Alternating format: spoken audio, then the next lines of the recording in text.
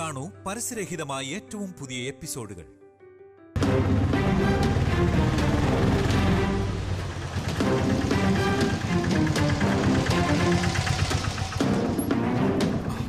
എത്രയാ? 100 രൂപ. ശരി. വാ വാ വാ.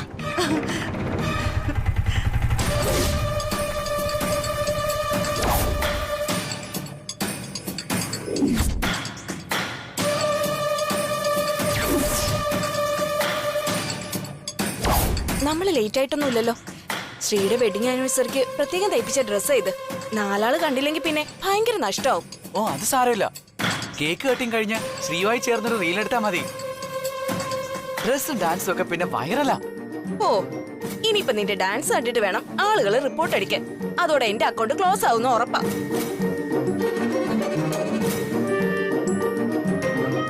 അയ്യോ, എന്റെ പതുക്കെ ഒന്ന് നടാ. ഇങ്ങനെ പോയ കയ്യിൽ ഗിഫ്റ്റ് ഒക്കെ വീണ് പൊട്ടിപ്പോവും കേട്ടോ. പറഞ്ഞില്ലെന്ന് വേണ്ട. ഓ, പൊട്ടും പൊട്ടും. ഇതേ ഞാനും മോടച്ഛനും കൂടെ രക്തം വെള്ളാക്കിയ കാശ് കൊണ്ട് വാങ്ങിച്ച മുതലായത്.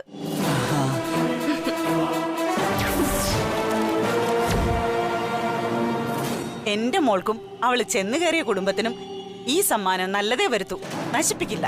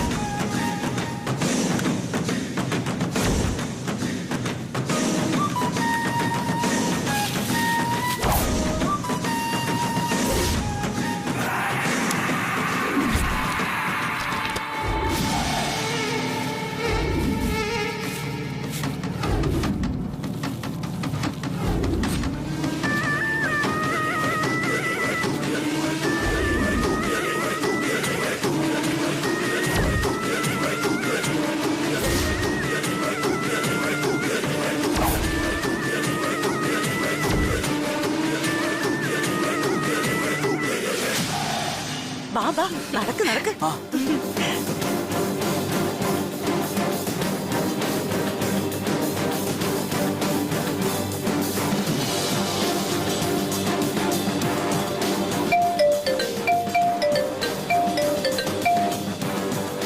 ഹലോ. നമ്മുടെ പദ്ധതിയുടെ ആദ്യഘട്ടം വിചാരിച്ചവൾ നടന്നിട്ടുണ്ട്. സരോജമ്മ ഗിഫ്റ്റുമായി എത്തി. ഇനി കൃത്യസമയത്ത് അത് പൊട്ടിയാൽ മാത്രം മതി. പൊട്ടും. You proceed. ഇവിടുത്തെ കാര്യങ്ങൾ അറിയാൻ ഞാൻ വെയിറ്റിംഗാ. ശരി.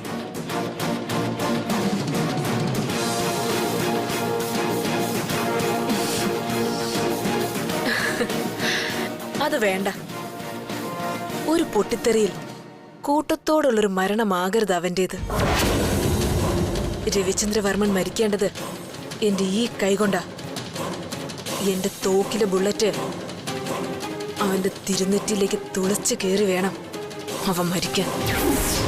അഥവാ അതിനെനിക്ക് കഴിഞ്ഞില്ലെങ്കിൽ എന്റെ കാലിടറി ഞാനൊന്ന് വീണുപോയാൽ മാത്രമേ നിന്നെ ഞാൻ ഉപയോഗിക്കൂ. എല്ലാവരും കൂടി നിശ്ചലമായി നിൽക്കുമ്പോ ബൊമ്മൊന്നൊരു പൊട്ടിത്തെറി. അതാണ് അതിന്റെ ടൈമിംഗ്. അപ്പൊ വേണം എനിക്കും മാർട്ടിനും കൂടി രക്ഷപ്പെടാൻ.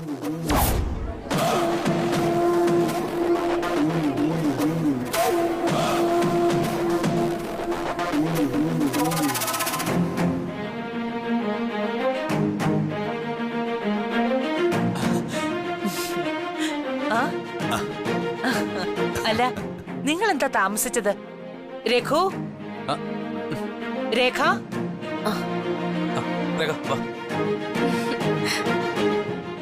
സുദർശൻ എവിടെ? കണ്ടില്ലല്ലോ. വരും വരും. മുതലാളിയെ കണ്ടേ കടയുടെ താക്കോൽ ഏൽപ്പിക്കാൻ പോയതാ. Good morning.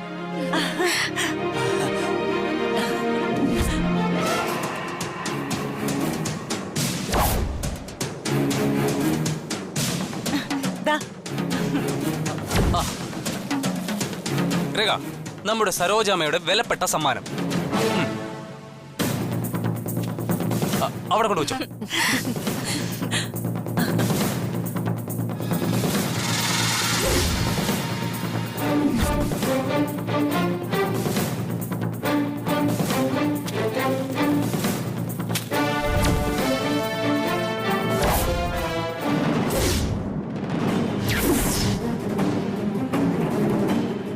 രവിയും ശ്രീലക്ഷ്മിയും വന്നാൽ ഉടനെ ഫംഗ്ഷൻ തുടങ്ങാം. അതിരിക്കട്ടെ, ഫുഡിന്റെ ഹാളെല്ലാം റെഡിയാക്കിയിട്ടുണ്ടല്ലോ അല്ലേ? എല്ലാം ഓക്കെ ആണമേ, ഡബിൾ ഓക്കെ. ഇനി നായികയും നായകനും വന്നാ മാത്രം മതി, നമ്മൾ പൊളിക്കില്ലേ?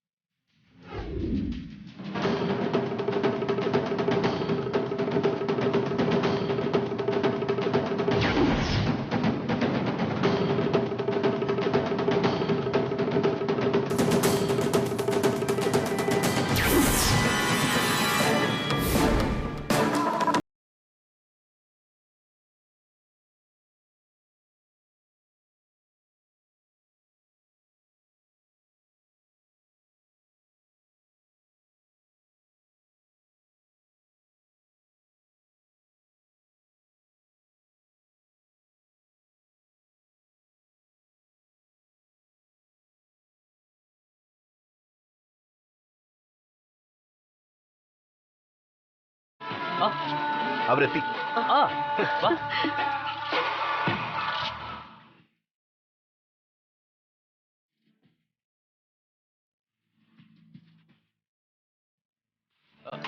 സാന്ദ്ര, ആ ബുക്കിംഗ് എടുത്തേ. അതിങ്ങെടുക്ക.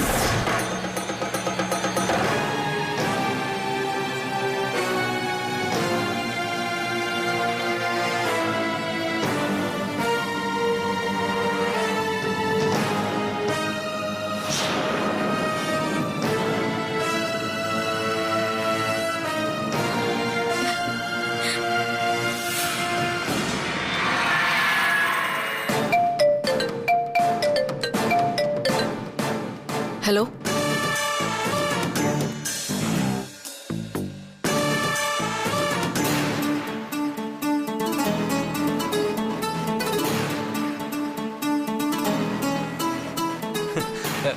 സാന്ദ്ര, ഇനി സമയം കളയണ്ട. ചേട്ടായും ചേട്ടത്തിയമ്മയും വന്ന സ്ഥിതിക്ക് നമുക്ക് ബാക്കി പരിപാടിയിലേക്ക് കിടക്കാം. Sure sir. പ്ലീസ്.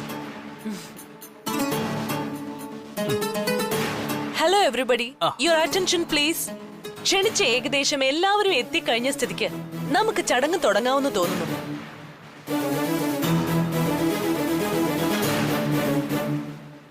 ഇവിടെ വന്നിരിക്കുന്ന അതിഥികളെ സ്വാഗതം ചെയ്യാനായി രഘുവർമ്മൻ സാറിനെ ക്ഷണിച്ചുകൊള്ളുന്നു.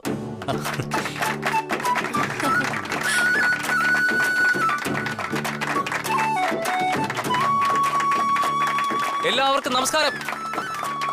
ഇവിടെ ഇന്നിപ്പോ വളരെ കുറച്ചു പേരെ മാത്രമേ ഞങ്ങൾ ക്ഷണിച്ചിട്ടുള്ളൂ. വളരെയധികം നേരിട്ടറിയാവുന്ന നിങ്ങൾ ഓരോരുത്തരെയും പ്രത്യേകം പ്രത്യേകം സ്വാഗതം പറയേണ്ട കാര്യമില്ല എന്ന് എനിക്കറിയാം. എന്നാലും എന്റെ ചേട്ടായിയും ചേട്ടത്തെയും ഇഷ്ടപ്പെടുകയും ഇന്നേ ദിവസം അവരെ ആശീർവദിക്കാനായി എത്തിച്ചേർന്ന എല്ലാവരെയും ഞാൻ സുസ്വാഗതം ചെയ്തുകൊള്ളുന്നു.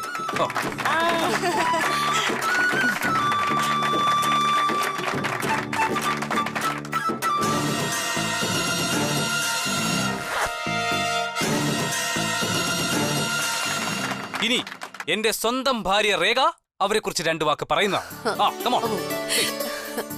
എല്ലാവർക്കും നമസ്കാരം. ഞാൻ വലിയൊരു പ്രസംഗത്തിലേക്കൊന്നും പോകുന്നില്ല. എങ്കിലും ഇവരെ കുറിച്ച് 2 വാക്ക് പറയണമെന്ന് എനിക്കുണ്ട്.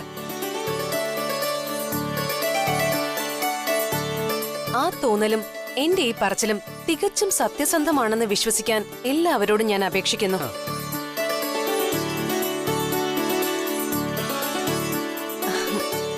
എന്റെ ജീവിതത്തിൽ ഞാൻ കണ്ടതിൽ വെച്ച് ഏറ്റവും നല്ല ഭാര്യയും ഭർത്താവും ആരാണെന്ന് ചോദിച്ച ലവലേശം സംശയമില്ലാതെ ഞാൻ അഭിമാനത്തോടെ പറയും അതെന്റെ ബ്രദർ ഇൻ ലോയും പിന്നെ ശ്രീലക്ഷ്മി എന്ന എന്റെ സ്വന്തം ഏട്ടത്തി അമ്മയോ ആണെന്ന്.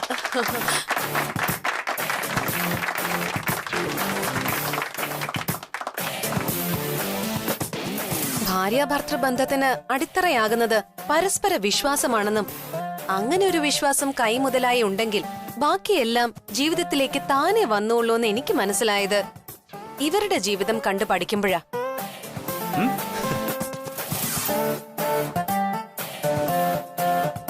പരസ്പരമുള്ള അന്ധമായ പ്രണയത്തിന് അവസാനമില്ല എന്ന് അടിവരയിട്ട ജീവിതമാണ് ഇവരുടേത്.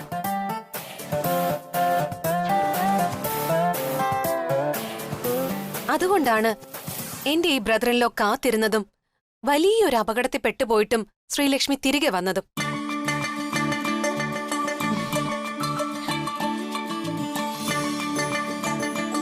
വിശ്വാസം കൊണ്ട് മാത്രം ഈശ്വരൻ കൂട്ടിച്ചേർത്ത ഈ 2 പേരെയും ഇപ്പോ ഈ വേദിയിലേക്ക് ഞാൻ സ്വാഗതം ചെയ്യുന്നു.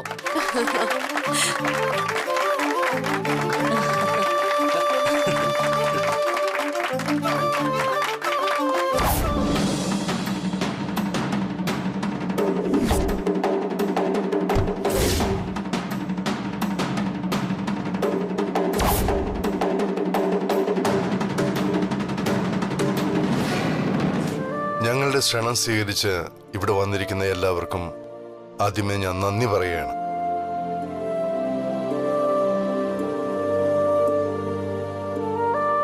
ദിവസങ്ങൾ മാത്രം എണ്ണിത്തിട്ടപ്പെടുത്തുമ്പോൾ 1 വർഷമാണെങ്കിലും കുറേയേറെ വർഷങ്ങളുടെ സന്തോഷം അനുഭവിക്കുന്ന ഒരു ഭർത്താവാണ് ഞാനെന്ന് പറയാം.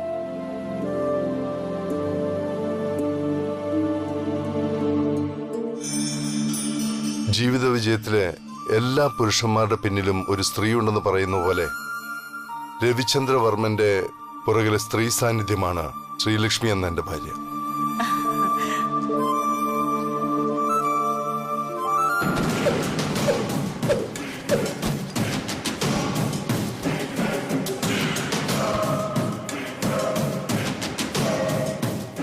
സത്യം പറഞ്ഞ മാളിക മുകളിൽ നിന്നും സാധാരണക്കാരൻ ചവിട്ടി നിൽക്കുന്ന മണ്ണിലേക്കും അവരുടെ യാഥാർത്ഥ്യങ്ങളിലേക്കും ഇറക്കി നിർത്തിയത് ശ്രീലക്ഷ്മിയാണ്.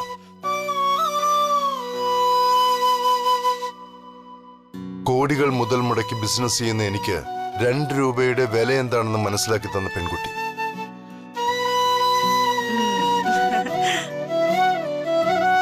ബട്ട് അൺഫോർച്ചുനേറ്റ്ലി ആ ശ്രീലക്ഷ്മി എനിക്ക് നഷ്ടമായിരിക്കുകയാണ്.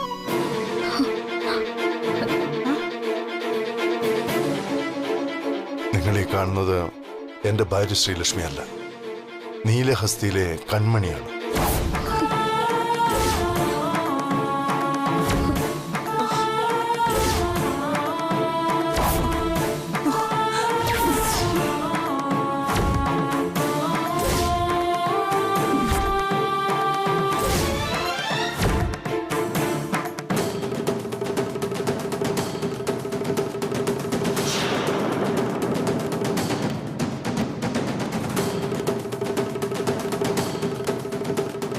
രവി, നീ എന്താ അസംബന്ധമായി പറയുന്നേ?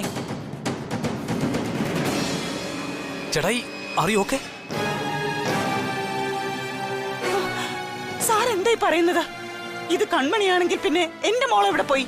പ്ലീസ്, എനിക്ക് നിങ്ങളൊരു 5 മിനിറ്റ് കൂടെ തരണം. കാരണം ഇനി ഞാൻ നിങ്ങളോട് പറയുന്നത് എന്റെ ജീവിതത്തിലെ വലിയൊരു വഴിത്തിരിവിനെ കുറിച്ചാണ്. അത് ആർക്കും കേൾക്കാൻ അത്ര സുഖമുള്ള വാർത്തയൊന്നുമല്ല. ചിലപ്പോ വിശ്വസിക്കാനും അംഗീകരിക്കാനും പ്രയാസമുള്ളതായിരിക്കും. എങ്കിലും അതിനെയും മറച്ചുവെക്കുന്നത് രവിചന്ദ്രവർമ്മൻ എന്നയാളുടെ വ്യക്തിത്വത്തിന് ഒരിക്കലും ചേർന്നതല്ല എന്ന് ഞാൻ വിശ്വസിക്കുന്നു. ഇനിയും ആ ഒരു കുറ്റബോധത്തോടെ ജീവിക്കാൻ ഞാൻ ഉദ്ദേശിക്കുന്നില്ല.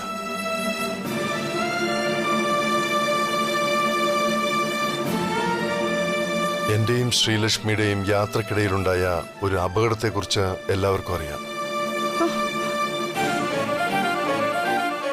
ആ അപകടത്തിൽപ്പെട്ട ശ്രീലക്ഷ്മിയെ പിന്നീട് ഒരിക്കലും ഞാൻ കണ്ടിട്ടില്ല.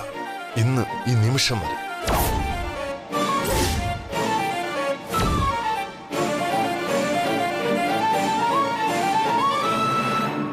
തമ്മിൽ വേർപിരിഞ്ഞുവെന്ന് എനിക്ക് അംഗീകരിക്കാനാവാത്തതുകൊണ്ട് മാത്രം ഞാൻ ശ്രീലക്ഷ്മിയെ തേടി ഇറങ്ങി. ആ യാത്ര ചെന്ന് നിന്നത് മുഖച്ഛായ കൊണ്ട് മാത്രം ശ്രീലക്ഷ്മിയായിട്ട് തോന്നുന്ന ഒരു പെൺകുട്ടിയുടെ മുന്നിലായിരുന്നു. അതാണ് നീലഹസ്തിയിലെ ഈ കൺമണി.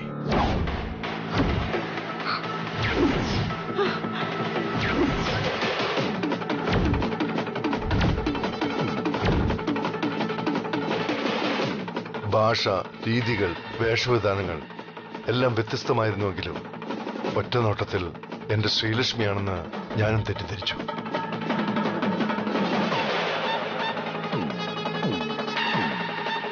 എങ്കിലും പിന്നീടാണ് എനിക്ക് മനസ്സിലായത് അത് ശരിക്കും ശ്രീലക്ഷ്മി അല്ല എന്നും കൺമണിയാണെന്നും.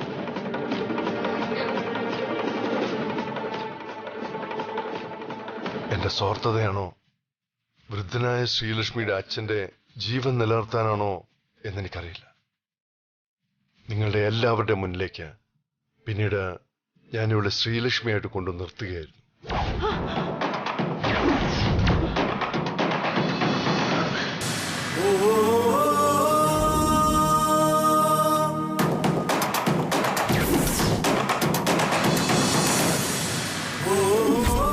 ചേട്ടായി, I can believe this.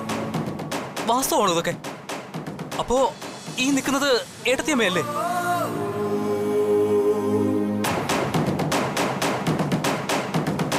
Ravi, നീ വെറുതെ തമാശ പറയരുത്. ശ്രീലക്ഷ്മിയെ തന്നെ മുന്നിൽ കൊണ്ടുവന്ന് നിർത്തി ഇത് വേറെ ആളാണെന്ന് പറഞ്ഞ നീ എന്താ വെഡിങ് ആനിവേഴ്സറിക്ക് ഞങ്ങളെയൊക്കെ വിളിച്ച് പറ്റിക്കാണോ? അതെ സാറേ, ഇതെന്റെ മോളാ. ഞാൻ പ്രസവിച്ച എന്റെ മോള്. അല്ലെങ്കിൽ അവള് പറയട്ടെ താൻ ശ്രീലക്ഷ്മിയല്ല മറ്റേതോ പെൺകുട്ടിയാണെന്ന്.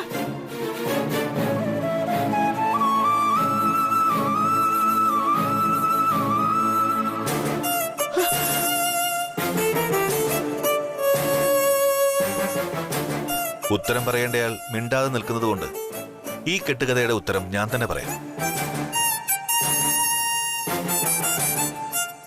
പുരാണത്തിൽ സത്യവാൻ എന്നും സാവിത്രി എന്നും രണ്ട് കഥാപാത്രങ്ങളുണ്ട്. മാതൃകാ ദമ്പതികൾ. സ്വന്തം ഭർത്താവിന് ആയുസ് നീട്ടിക്കിട്ടാനായി യമരാജാവിനെ അനുഗമിച്ച് അനശ്വരയായ കഥാപാത്രമാണ് സാവിത്രി. അല്പായുസായ തന്റെ ഭർത്താവിന്റെ മരണത്തിൽ രക്ഷപ്പെടുത്താനായി കഠിനമായ തപസ് ചെയ്തിട്ടും യമധർമ്മൻ പ്രത്യക്ഷപ്പെടുകയും സത്യവാനെ കൂട്ടിക്കൊണ്ടു പോവുകയും ചെയ്തു. എന്നാൽ തന്റെ ഭർത്താവിനെ വിട്ടുകിട്ടിയേ പറ്റൂ എന്ന് ശഠിച്ച് സാവിത്രി യമദേവനെ വിടാതെ പിന്തുടർന്നു. ഭ്രാന്തമായി പ്രാണവേദന സഹിച്ചുള്ള ആ യാത്രയിൽ യമദേവൻ ഒരുപാട് പരീക്ഷണങ്ങൾ നടത്തി, തർക്കിച്ചു, ഭീഷണിപ്പെടുത്തി. പക്ഷേ സാവിത്രി തളർന്നില്ല. ഒടുവിൽ യമദേവൻ സത്യവാന്റെ പ്രാണൻ തിരിച്ചു നൽകി സാവിത്രിയെ അനുഗ്രഹിക്കുകയായിരുന്നു.